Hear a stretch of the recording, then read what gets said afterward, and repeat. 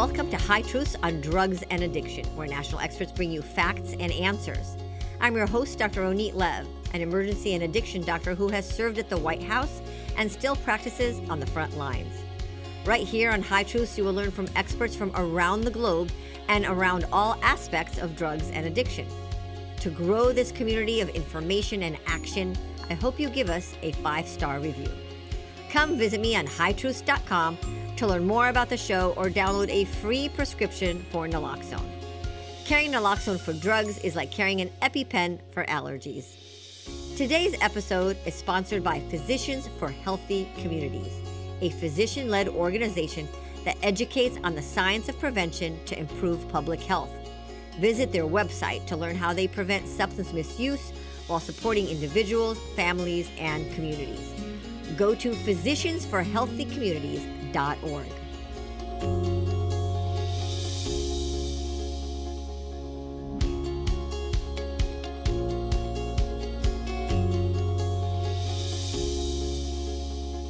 Hello again, High Truth listeners. Get ready for a weedy conversation. I'm your host, Dr. Ronit Lev. Weedy as in pot, cannabis, marijuana, Mary Jane, reefer, skunk, and the devil's lettuce. This November, voters will not just select Trump versus Harris, both sides claiming the end of democracy if their opponent wins. Voters in Florida will vote on legalizing recreational marijuana. What's the big deal? Most states have already some form of marijuana legalization. Only Idaho, Wyoming, Kansas, and North Carolina have kept marijuana completely illegal. Yet, it's a big fight.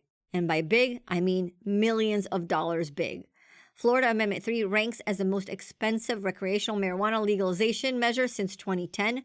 Those who want legal pot poured in $146.98 million.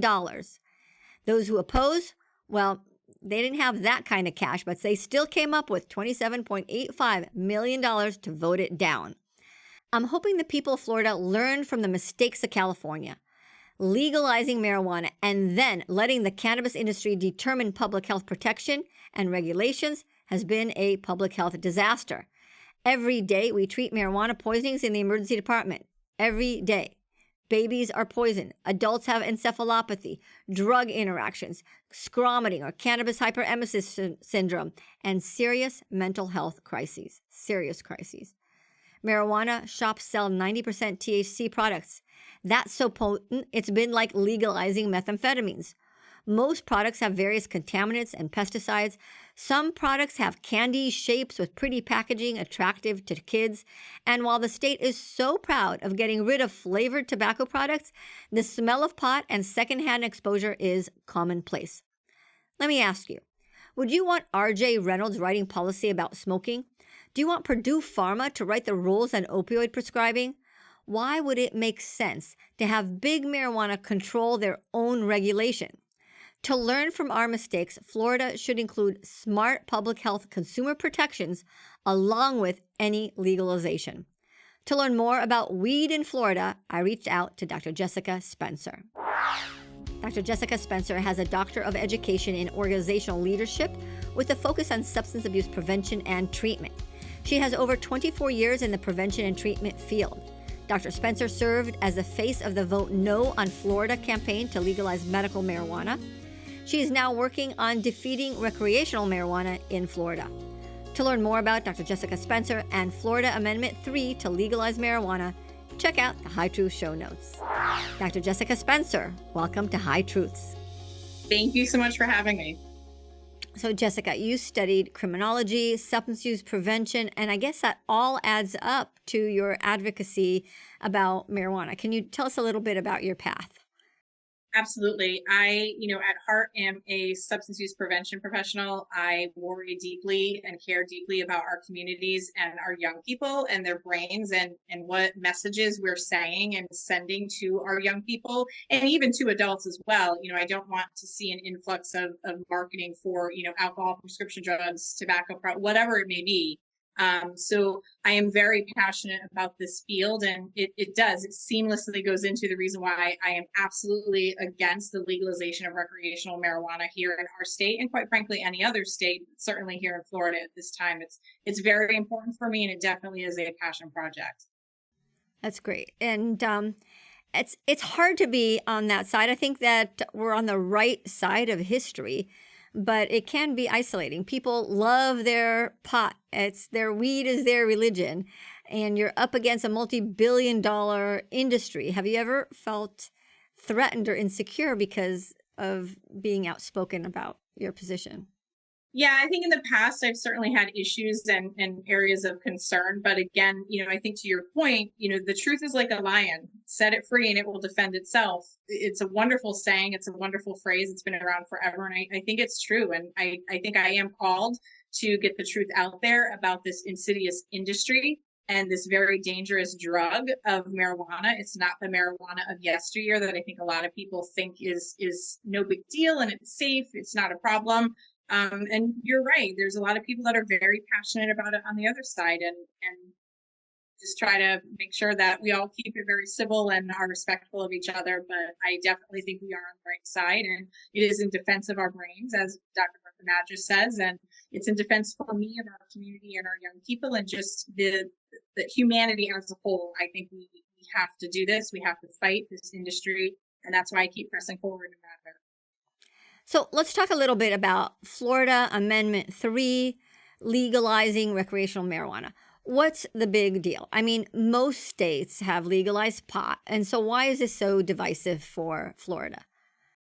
Well, I mean, there's 24 states at this point that have recreational marijuana. It's a failed experiment, no matter what the pro side says. It is a failed experiment. It has cost other states innumerable issues, not only monetarily, but just within, again, when I go back to worried communities and our children, we see increased black market, we see increased crime, we see increased mental health episodes, we see increased ER visits. This is not as benign as many people would think. And so when I do come back to the amendment itself, and here in Florida, it's very important for people to understand that this is a constitutional amendment. This is not, just a bill that our legislators have put on the ballot, or have, we'll be talking about in session, and that we as citizens, either 5, 10, 2 years down the road realize something's wrong here. We probably shouldn't have gone down this road. We can't change it. We can't fix it. It's a constitutional amendment that would be forever enshrined in our state constitution as written. And that's a huge problem, because I think, to your point, a lot of people are thinking, oh, it's just benign. It's not that big of a deal. It's just pot. Lady, what is your problem? It's just weed. It's not, though. We are talking about a constitutional amendment that's not as simple and not as benign as the ballot title of adult personal use of marijuana, which I think, again, the majority of people can get on board with. We have adult personal use of alcohol. We have adult personal use of tobacco. But that's not what this amendment is about in our state at this present time. This is about corporate greed. This is about a marijuana industry that has already dumped $90 million into this initiative to ram it down Floridians' throats. And it doesn't belong here. It doesn't belong in our state. It doesn't belong in our brand. That's not what we're known for. And again, I go back to the failed experiments in other states and all of the social costs and issue that they're seeing. We don't want that here. It doesn't belong here. And because it's a constitutional amendment, we would not be able to legislate our way out of it, and the many issues, which I'm sure we'll get into with the language of this amendment. And so we have to vote no. Your listeners and your viewers have to understand what this is truly about. It's corporate greed, and we have to vote no in November. Shouldn't marijuana be decriminalized? Like, people shouldn't go to jail for pot. Sure, I think we all can get on board for that, right? But I think it's also insulting to try to say that our law enforcement are just out randomly or targeting individuals for just smoking a joint in their vehicle or while they're sitting at home. That's just not happening. Or while they're walking down a sidewalk. That doesn't happen. That's not what our law enforcement are doing. In fact, the thought that there are all of these people in our prisons here in Florida for simple possession of marijuana charges, it's a fallacy that has been debunked, number one. Number two, if we look at decriminalization or to try to reduce arrests, I think we have to be honest with each other and look at what the actual truth is with the charges. There are no charges for just simple possession of marijuana. when you see a simple possession of marijuana charge come through, it is coupled with other charges and higher level charges. So to say that all of these people are being jailed and are sitting in our jails in Florida with a simple marijuana possession charge is just an absolute fallacy and not true. And it's insulting, again, to our law enforcement who are doing real work, and also insulting to Floridians' intelligence that we're going to believe somehow that there are hundreds and thousands of people in jail for simple marijuana possession. Is there anybody in jail in Florida for marijuana, for just marijuana possession alone? Not that I can tell. No, ma'am. Okay. All right. Let's talk about the bill again. Who actually wrote the language of the bill? I don't know who wrote the actual amendment language, because again, it's a constitutional amendment. I don't know who wrote it, but I can tell you who's backing it, and it's the mega marijuana corporations. It is, in particular, there is one in particular that has put about $80 million, if not a little bit more at this point, to this initiative. I believe, from what I'm being told, this is actually the most that's ever been spent on a constitutional amendment in the nation. It's outrageous. So again, this isn't a group of, I think people would envision when we're talking about a constitutional amendment that there had to have been a group of really smart people, way smarter than I, a blue ribbon panel, if you will, that sat around and said, we need to have marijuana in the state of Florida, so we're going to go ahead and write a constitutional amendment for it. That is not what happened. This was written by the mega marijuana corporations, the mega marijuana movement, to put recreational marijuana here in our state and create a huge industry for them. They've gone on record as saying so. They've been so bold and braggadocious to say that this will be historic for them and their bottom line. It will be a $6 billion industry. So again, it's the industry that wrote this constitutional amendment, and it's insulting to all of us as Floridians that they want to take over our state, and we're not going to let it happen. So let's talk about a little bit about the players, the players, the ones who wrote this amendment and putting millions of dollars to get it passed are Smart and Safe Florida.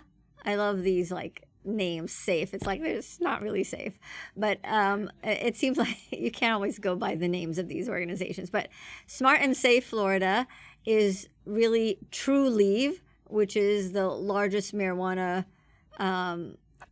retailer in Florida, and the other supporters of marijuana is, George Soros has been involved in legalization of all drugs. Is he involved in this as well?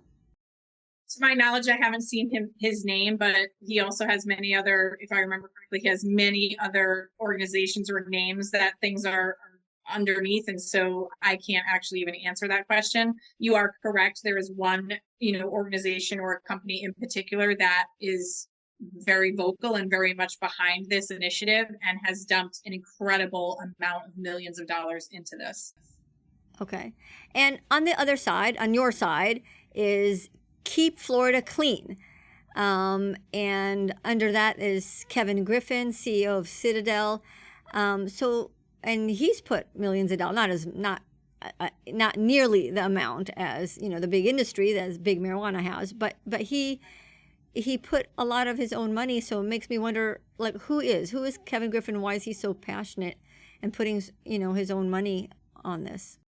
Right. So I've never met him personally. And again, you're right. He has put a lot of money in, but it certainly isn't as much as the other side has, which I think is important for people to understand and recognize, to follow the money. And that historically, these types of initiatives are well funded on the pro side because, again, they stand to make a lot of money. It's about corporate industry and it's about their bottom line. Mr. Griffin, he is a businessman. He came down here from, I believe it was Chicago.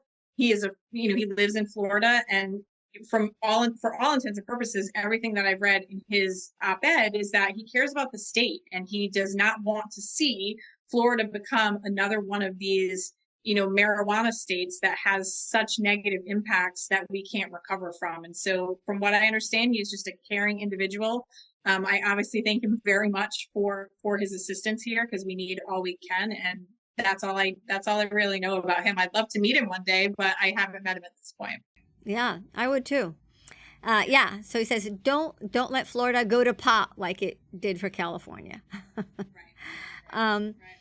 so speaking of the state and other big people who are for and against, you have the governor. Governor DeSantis is against Amendment 3.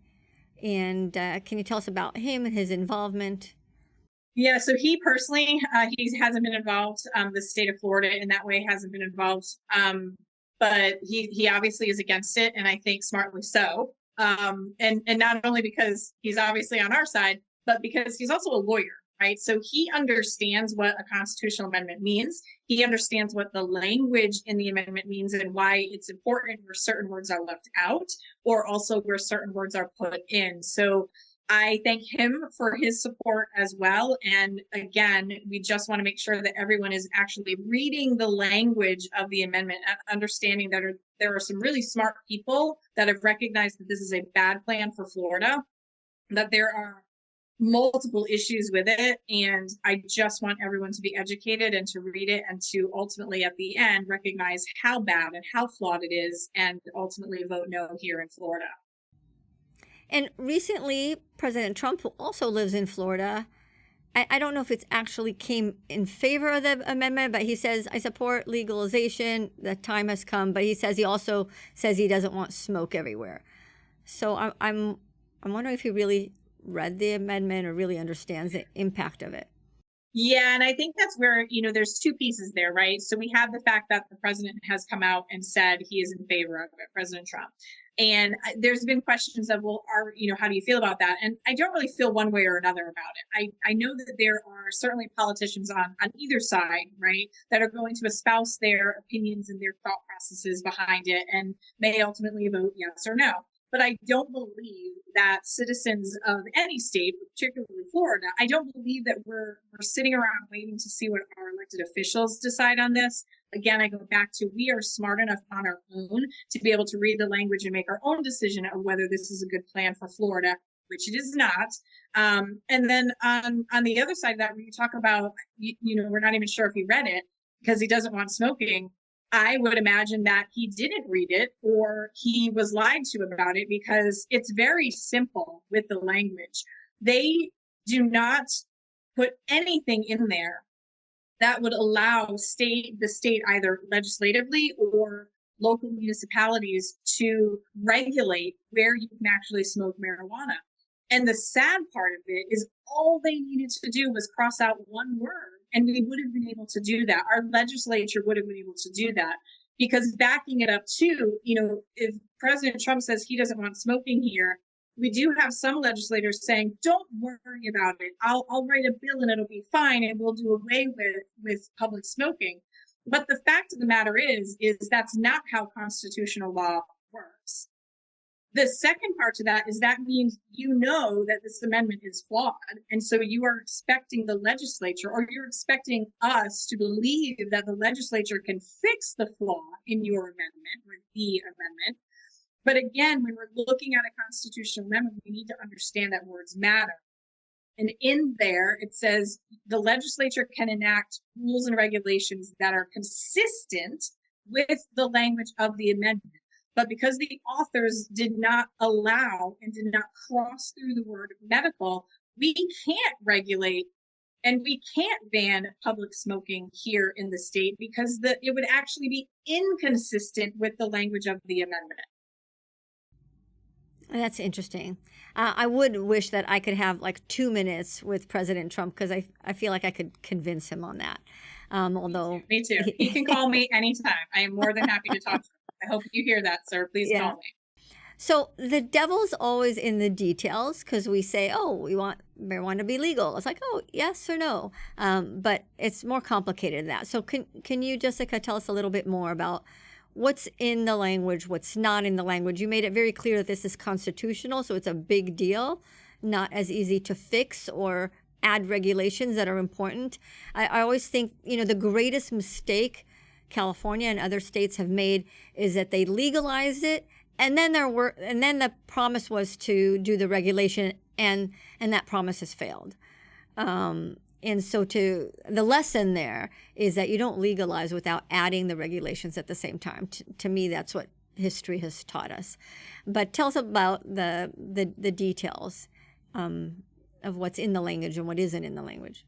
So some of the details that I'm finding make the most impact or make people kind of question, again, the genuine, we care and we're about safe Florida, safe and smart Florida, is exactly that. I think first we need to recognize the language that's in here as it relates to the corporations, right? So there is specific language in here that the medical marijuana treatment centers, which would automatically be grandfathered into having their own dispensaries for recreational, there at that point truly is no difference. There is civil and criminal immunity all the way through their process. So they've protected themselves from any potential lawsuits. Let's say, as we saw in Holyoke, Massachusetts, where there was an employee that inhaled cannabis dust for whatever reason or whatever was wrong with the manufacturing plant. They were hospitalized and they sadly died. Well, you would normally be liable for that. You would normally be responsible for, rather, and you would have to pay fines, or you could potentially be sued over those types of things. They've written themselves civil and criminal immunity. So if anything bad happened with their product, or anything happened, again, in the manufacturing with their staff, etc., they don't have to be held accountable for anything. So is that what's written in the language, or? They have literally written in there, and it's in anyone, and I urge anyone to please read the amendment itself. They have literally written in there that they shall not be subject to criminal or civil liability or sanctions under Florida law. And that's also written for individuals as well. So it creates a whole host of problems that I don't even think other states have seen. So it's interesting to me that the corporations that wrote this, or that are certainly backing this in a strong, strong way, they've basically rendered themselves immune from any responsibility further down the line or presently with their product. And the other piece where we talk about words matter, we touched a little bit about public smoking. But the other big piece is, as in many other states where they've allowed your personal growing of, 1 to 2 to 6 plants or what have you, the author of this amendment specifically left personal growing out. So there's this thought process of, I'll be able to grow my own plants, and this is great. This is about freedom. This is about my personal right to be able to smoke and grow and use marijuana. But again, words matter, and why this is on our ballot and why they wrote this is they left that out. They put the word cultivate in when talking about the industry and the corporations, but they left the word cultivate out when talking about individuals. And remember, if the legislature was going to come in, because the other claim has been, don't worry about it, the governor can fix that. The legislature, they can write a bill allowing home grow. Well, no, they can't, because the word cultivate isn't in the language. And if you write law, it has to be consistent with the language. And so, no, we can't do that. And so we have to vote no, even if an individual is interested in growing their own marijuana plants, which that's a whole separate argument to get into.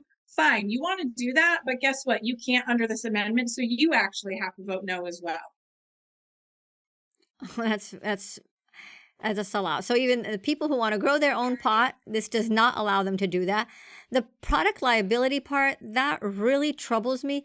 Is that going to be true also retrospectively for the medical marijuana? I mean, you cannot think of a medication that if it causes harm, you don't have some type of liability or risk benefit calculation with that. I mean, our country is very obsessed with labels and product liability and safety, and to get complete immunity for that as you're changing your product, as literally there's new product that they call marijuana coming out that meets that they don't even define what marijuana is. That's egregious. Well, and I think that's the great point about it, right? Is this is a constitutional amendment. They have written in civil and criminal immunity for themselves. And to your point, let's say 5 years down the line, we find out which we already know. But 5 years down the line, Floridians say, wait, this is not healthy. This is not safe. We shouldn't have this here. And they want to do something about it, or they want to hold the industry responsible. We can't. So let's say you have a moldy product. You purchase and ingest a moldy product. Let's say there is a new chemical that they're using with their products, and we find out that it has led to whatever debilitating condition or Right. There's all sorts of arsenic. There's arsenic. There's pesticides, and people are smoking it, and the secondhand smoke on kids, and all of that. They have written themselves civil and criminal immunity as it relates to every part of their manufacturing, sale, possession, etc. All of it. wow. I don't think the public probably knows that. They don't, but that's what we're here for. So Yeah. we're going to let them know for sure. All right. Let me try. We talked about the devil's in the detail, but let me try to play devil's advocate, like in favor. So, what's a big deal? People want to smoke. It shouldn't be illegal. I get it. I don't like to be told what I can and can't do either. I totally understand, but this isn't about your personal freedom. This is really about corporate greed. And we have to care about our fellow man. We have to care about our fellow Floridian, and we have to understand what this is truly about. And it's not about your personal freedom and your ability to smoke weed if you want to smoke weed.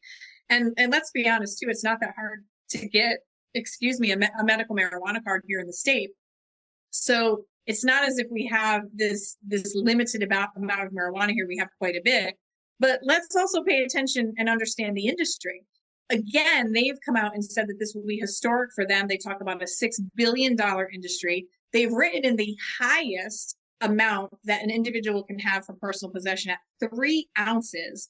Even if you want to use marijuana, I do not know anyone that needs to have 3 ounces of weed. That's literally from 100 to 200 joints, depending on what website or however you pack a cone or pack a joint or a bowl. That is an incredible amount of marijuana that's just unnecessary. And you can probably correct me if I'm wrong, but I think California was only 1 ounce. 3 ounces is astronomical. So again, and even going back to the home grow and what you want to do in your personal freedom, and hey, it's no big deal, lady, what's your problem? If they wanted personal freedom, and if there was a true belief that this was about your personal freedom to use or grow marijuana, then they would have allowed home grow. They wouldn't have it up to 3 ounces. But even with the home grow piece, you're not going to spend $90 million to create a backyard competitor. You're spending $90 million to create a consumer. And when you write in civil and criminal immunity, you don't care about the consumer. All you care about is your bottom line and how much money you're going to make. Yeah, I would say if you want to legalize marijuana in Florida, this is not the way to do it. Be smart, learn from California and their states, and do it the right way with protections. Correct. Through your legislative process. And that is the only way to do it that keeps us having our voice intact, right? So if you pass a constitutional amendment, and again, 5-10 years down the road, arsenic levels or issues or problems, or let's just say our landscape changed and this just isn't what we wanted here, we can't do anything about it. Where if it was done, like you say, through the legislative process, we could at least come in and speak to our legislators and say, hey, I'm a little uncomfortable with this public smoking. I really, want to change it. And they can go and put a new bill in place to change that statute. But when we tie our hands with a constitutional amendment when it passes or when you've written one, again, the language matters, and it would forever be enshrined as written. We will not be able to make any changes that are inconsistent with the language. What about when they say, hey, studies have shown that just because states that pass marijuana, there's no increase in youth use? I disagree. I absolutely disagree. I I know too, there's but I've heard them say that. It's amazing. How do they come up with this? Well, and a lot of times I think they're relying on studies that maybe show that youth use has leveled off, but let's also, has the question changed? On those youth surveys, sometimes the questions change. Or the COVID days and COVID when kids stayed home, so they didn't use drugs. Well, there's that, and not everybody was being questioned, right? So not everybody had the ability to take that survey, or let's say the survey doesn't reach every county in your state. I don't think that's a great measure. I don't think that's the only measure to look at. I think there's plenty of other evidence that shows us that youth use is increased. we can look at ER data, and we can show how many, the increase in youth accidental exposures. We can see the ER data and the law enforcement calls and emergency services calls for And we youth could that see have. we have data on increased youth use next to where you put dispensaries. We have that data too. Absolutely. So the fact that they try to say that it doesn't increase youth use, I think is again offensive to smart parents, smart people and citizens to know it stands to reason that you would, especially when you're marketing. Most of the time, you're marketing to adolescents and you're marketing to youth with the brightly colored signs, with cartoon characters, with fun names, using celebrities that are popular among a certain age group. I put it back to the tobacco industry, right? The tobacco industry, the new smokers, they were trying to get new consumers. The marijuana industry is no different. They are targeting children. They have vans that drive around that look like ice cream trucks where they're selling marijuana out of it. We don't need this here. And it also, the language in the amendment, there's no language in there that says the department can regulate how this is marketed. So you will see the vans, the colorful, candies, all of that. You will see that targeted to youth. And to say that they are not targeting the younger generation to create more users and a longer, a longer aged or consumer, it's a fallacy. It's wrong, and it actually doesn't match their marketing plan and what they want to do here. Yeah, it's amazing. But they've learned from the tobacco playbook, and we should learn from that as well. What about, well, look at all this great tax revenue to the state. That's what California legislators, we get all this tax money. Voters wanted this, and it's going to schools. It's going to mental health. What about that? Is there any kind, I call these bribes, with tax dollars from marijuana? Is that earmarked to schools, to prevention programs, to? Not at all. Not at all. In fact, language about where tax revenue would go is not even, it's not even written in here. So we can all wish and hope and pray, and they can say, it's going to create. In fact, I think I just saw an ad that said it's going to be $1 billion in tax revenue that will go to your education or go to your schools and police. And I'm like, really? Where in your amendment did you write that it was going to go to schools and law enforcement? You didn't. So we can all, as Floridians, wish and hope and pray it's going to go somewhere, but we don't. The bottom line is we don't know where taxes would go. But I do know that in states that have recreational marijuana, the social costs typically, if not every single time, outweigh the tax revenue. Right now, Colorado is seeing that for every dollar in tax revenue, there's another $4.50 in social costs. So actually, your tax benefit, your tax generated this amazing amount of revenue, you're actually operating at a deficit. So it's simply not true. It's a fallacy. It is a pipe dream. And they didn't even bother to write in where they thought the wish and the hope and the dream should go. But they have a commercial saying it's going to go to education and law enforcement, but not according to their amendment. I heard a debate from Luke from Sam and John from, I don't know if he's from the pro side, but I think he's I don't know if he's one of the donors. But obviously he even mentioned how much he loves pot. But in that debate, he says, go around Florida, you can't smell it. We've got 1 million medical users, and you can't smell smoke anywhere. And if there is smoke, that's where I want to go party. That's what he said. First of all, is that true? Can you not smell smoke? I mean, I had ice cream with my granddaughters the other day, and we're sitting there, and I'm smelling it. It's like, why should my granddaughter with asthma be exposed to secondhand smoke? Why is that okay? Do you have that problem now with Florida? We do. And so I don't know where John is hanging out, but he's obviously not getting out very much because there is smoke everywhere. You do already smell it here. You smell it in stores. I was just in a rental car agency the other day, and some individuals walked in, and that's all I smelled. You smell it while you're driving down the road. It's coming out of other people's cars. You smell it on the sidewalk if you walk by people. So we already have it here. We already smell it here. That's already an issue. And this is a huge area of concern for Floridians because, again, the individuals that wrote the amendment did not allow our state to ban or regulate or manage where public smoking will be. They did not cross out the one word medical, which would allow us to do that. And so there's a huge concern when we have them talking about how they're going to triple the market, right? So they're going to flood our market. This is going to be this huge industry for them. We're going to see marijuana everywhere. In fact, again, braggadociously, they came out and said that this will be like, you know, a Walmart or a CVS on every corner. So yes, we're going to see it everywhere. We're going to smell it anywhere. And there isn't anything that we can do to put fines in place because you're violating someone's constitutional right. We won't be able to say you can't smoke this on the beach, or you can't smoke this in an outdoor restaurant, or, you know, to your point, I could light up in an ice cream shop if I wanted to, and you wouldn't be able to do anything about it as the ice cream shop owner because you are violating my constitutional right.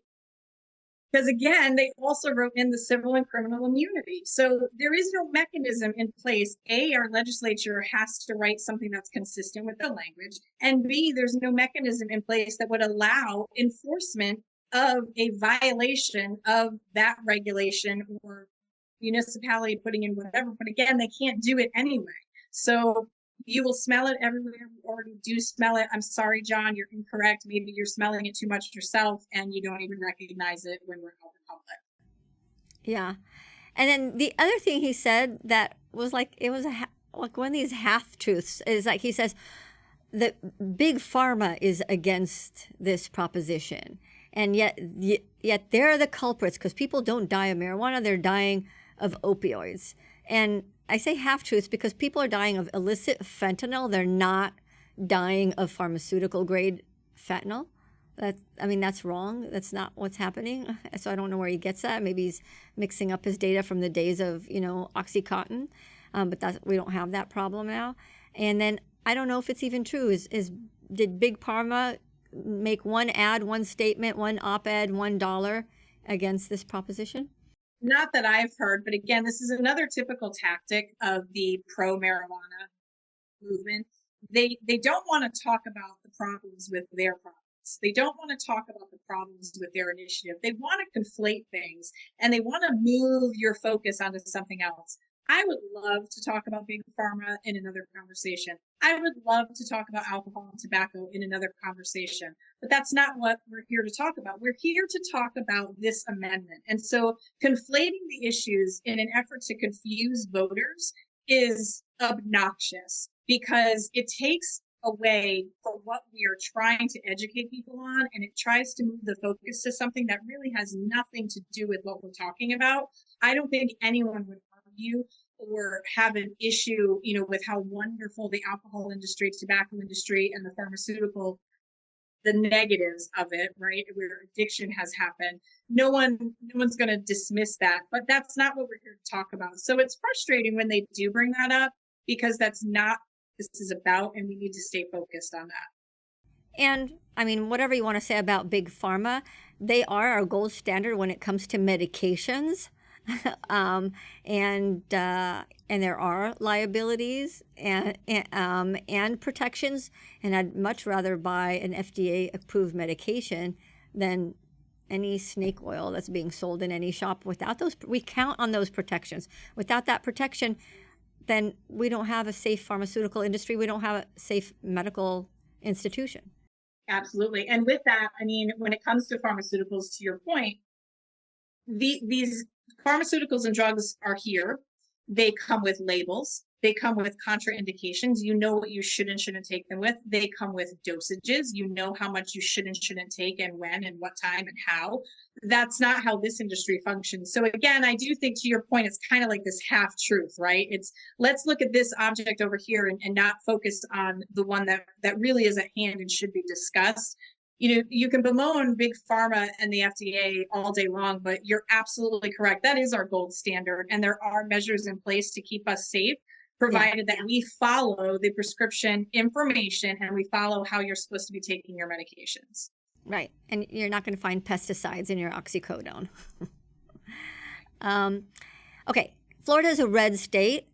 Is this a red and blue issue? No, it's not. It's nonpartisan. It's bipartisan. It's whatever you want to call it. This has nothing to do with red, blue, purple, green, yellow, I don't care. This has to do with public safety. This has to do with us as Floridians and what we want and believe needs to be here in our state. And again, there's people from both sides of the aisle that are either for or against for whatever reason that they have. And at the end of the day, I don't care. I care about what Floridians want, and I care about Floridians being educated and reading the amendment and understanding that they have to go beyond the simple benign ballot title and the benign ballot summary that doesn't really tell you, like you said, the devil's in the details. It doesn't tell you what it really means. It doesn't give you the opportunity to see the words that are in it and the words that are not in it and understand how a constitutional amendment works. Constitutional law supersedes all other law. You can't just go by the benign ballot title and the benign ballot summary. Yeah, I'd go more. It's not just about public safety. It's public health. It's consumer protection and lack of that, and the way it's written. So you made it very clear that this is a constitutional amendment that makes regulation afterwards much harder. But can you explain that to me? Let's say this passes, and now, okay, we want regulation. We want to make sure that we don't have smoke everywhere, as they say. What happens next? Does that have to be another bill, or what's the process there? Yeah, no, thanks for asking again, because I think this can get very complex and it gets very confusing for individuals. So I absolutely want your listeners or your viewers to understand how this works. So constitutional law supersedes all other law. That supersedes state law, state statutes. It supersedes a municipality's ordinance that they may put in place. Constitutional law supersedes all other law. And so if this was to pass, which it won't, because we are smarter than this and we're going to vote no in November, if a constitutional amendment passed, for instance, let's say this one, the legislature would have to come in and they would have to write an implementing bill. But in that implementing bill, they have to be consistent with the language in the constitutional amendment. So we'll go back to the public smoking. The reason why the legislature cannot put a ban on public smoking or regulate public smoking is because in the section where it references smoking of marijuana, it only states that you essentially could only regulate the smoking of medical marijuana in any public place. All the author needed to do was cross through the word medical, and that would allow our legislature to put a ban or put some sort of regulation in place on public smoking. If the legislature wrote a bill, or in that implementing bill, they put in there banning public smoking in a public place, restaurants, condominiums, amusement parks, etc., that would be inconsistent with the language. And there are plenty of lawyers that would then sue the state because they violated the constitutional law. They violated the language in the amendment. So again, it's very important for people to understand that if there's a question or you have a concern about the language here and what could possibly happen, you have to vote no, because we cannot legislate our way out of those problems. You can only write legislation or a local ordinance that matches or is consistent with the language of the amendment. Okay, so the other thing, like when California legalized marijuana for recreational use, they also created the Cannabis Control Board, and that is dominated mostly by the industry. It's not neutral, or it's not public health focused, even though it sits under the Department of Public Health. Is there a plan like that for Florida? So here's what's even more interesting. If you actually go to, and I have the amendment in front of me, if you go to where it talks about implementing regulations, there's something even more fascinating or yet disturbing by this. And again, this is all about the corporations. There is not one mention of what the department can regulate as it pertains to recreational marijuana use. Everything that's in the language for implementing regulations talks about medical marijuana.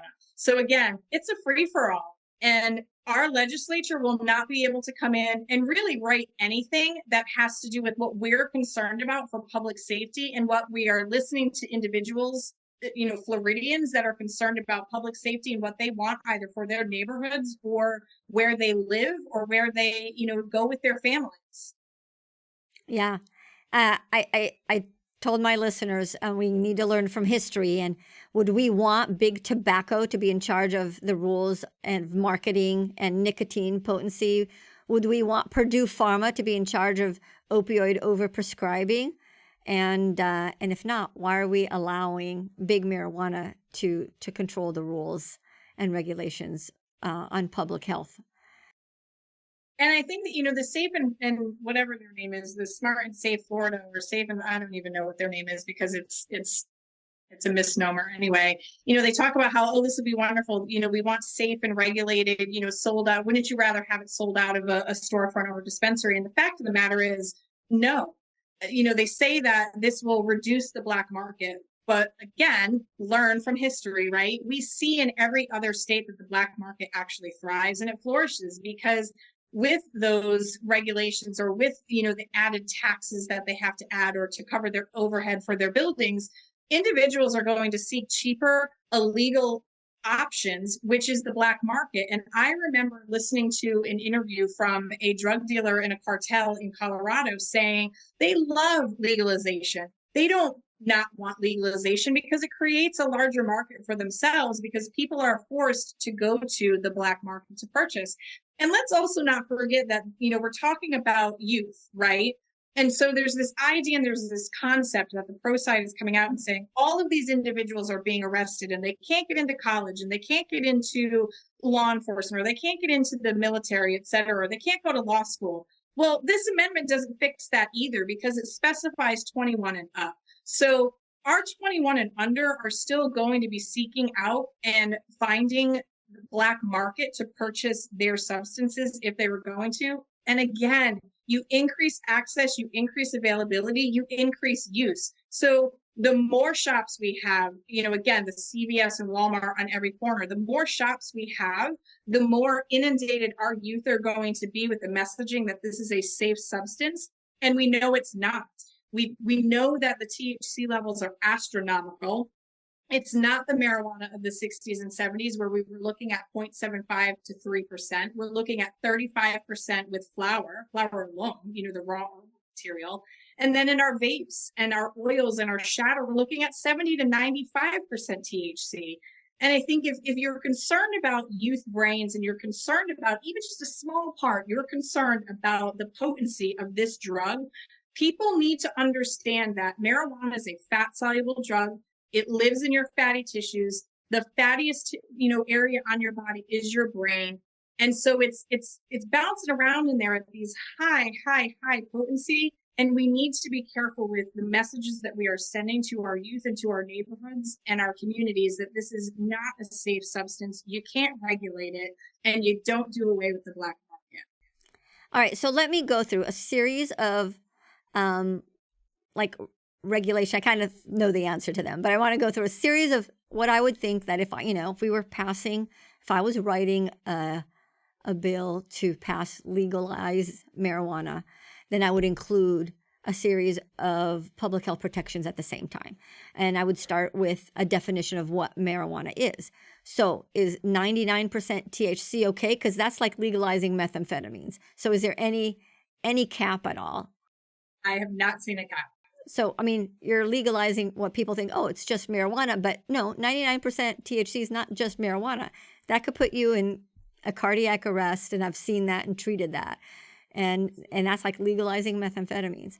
What about synthetic marijuana? We're not even looking at synthetic marijuana. I don't know if that's in the definition of the law, because does that make that okay?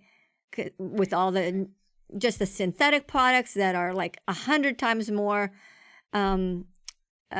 attractive to the cannabinoid receptor, or the various Delta products. I don't know if there's such loopholes in the bill, if that is included in the definition.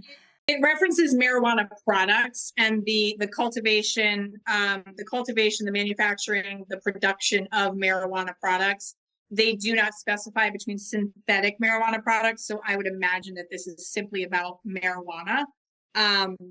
And again, to your point, you know, when we're talking about 90% THC, we are not talking about the pot of the 60s and 70s, Cheech and Chong, Woodstock, you know, stop freaking out lady, reefer madness, right? That's not what we're talking about anymore. is a completely different drug. I often hear, oh, it's a plant, it's from the earth. Well, it's not when we are crossbreeding plants and we're literally The shatters and the genetically dabs and the vapes are not from right. the earth. Those are all synthetic. Well, and they're manufactured in a way that's also dangerous. Even if you're trying to go solvent free, they're still dangerous. These are dangerous products when we're looking at the THC potency. So this is not a simple substance that's just from the earth. Don't worry about it. They're purposely engineering this plant and these strains of plants to be highly potent and highly addictive. Child proofing. Is there any protection on child proofing? Because the number one cause of babies, these are not kids with addiction. These are not kids who are smoking. These are, average age of 2.5, 3 years old, getting into mommy's purse and eating a gummy, ending up in the ICU and a ventilator. Yeah, there's no language about how they can package or market. Candies. What about candies? Various candies, Weedos that look like Cheetos. There is no language that speaks to how they can market, package, target. Warning labels, science-based warning labels like we did for tobacco, not small print that nobody could read, but actually evidence-based warning labels like we do for tobacco, like we do for alcohol. Anything like that for Florida? Nothing. There is nothing in here about how they can. How about, I'm just going to go through my little list here, Jessica. How about prescription auxiliary warning labels? Like, okay, not on the product. What about when you pick up your Plavix or your blood pressure medicine? Does it say don't use with marijuana? Anything like that for protection? I see none of that in this. Nothing of that. Potency caps? I do not believe there's any of that in this. Product testing for carcinogens, contaminants, pesticides? Not a word.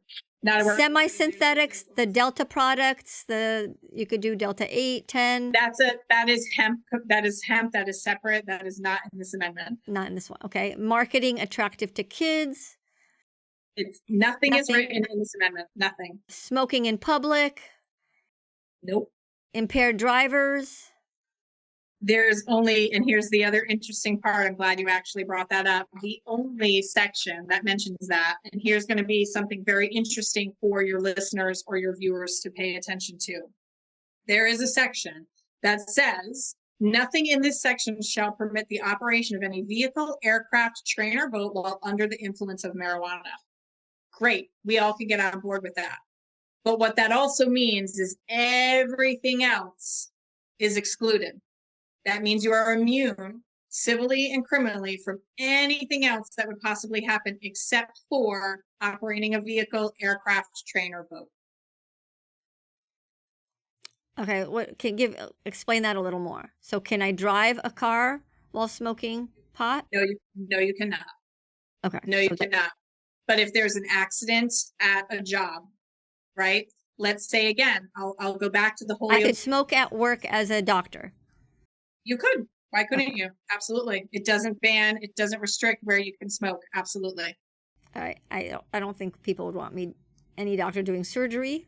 I asked this to a dispensary owner. Would you want me to take care of you while smoking? And they said no. All right. And are any of the protections that we have learned from big tobacco, have we implemented any of those lessons in big marijuana? Not a single one. In fact, it's almost as if they learned from big tobacco what to protect themselves from. And they've also learned from situations, as in Holyoke, Massachusetts, where an employee inhaled the cannabis dust and subsequently died. They've actually learned from those in a way to protect themselves and protect the industry. Right. They have learned, but we may not have. Or hopefully we have. We'll see what happens in November. What's the pathway in November to defeating this very prejudiced bill or amendment, the way that it's written? Right. They need to get to a 60% threshold in order for this to pass. And obviously, I believe they will not, because again, I think Floridians are smarter than this. I think it's offensive to Floridians, intelligence that this is a good plan for Florida. I think once people start reading and understanding what the language actually says, again, past that benign ballot title, they understand that they will vote no in November, because this is a bad plan for Florida. This is about corporate greed. It's not about personal freedom. And not here, not in Florida, we're not going to allow it. I like that. Corporate greed, not personal freedom. Don't let the state go to pot like other states have done, and learn from history. And if you want to legalize it, then do it the smart way with adding those protections. And right, don't let the fox watch the hen house. Absolutely. Absolutely. All right, Jessica, thank you. Thank you so much for your time explaining this to our listeners. I know it's a contentious debate in Florida, and we wish you success. Thank you so much. I appreciate it. Thank you for listening to High Truths on Drugs and Addiction, where you learn from experts from around the globe and around all aspects of drugs and addiction. This week's episode would not be possible without the generous support of our sponsor. A sincere and warm thank you to Physicians for Healthy Communities. Visit physiciansforhealthycommunities.org and view their video and resource library. High Truths producer is Dave Rivas from Davey Boy Productions. I'm your host, Dr. Ronit Lev. We hope we brought your day a little bit more High Truths.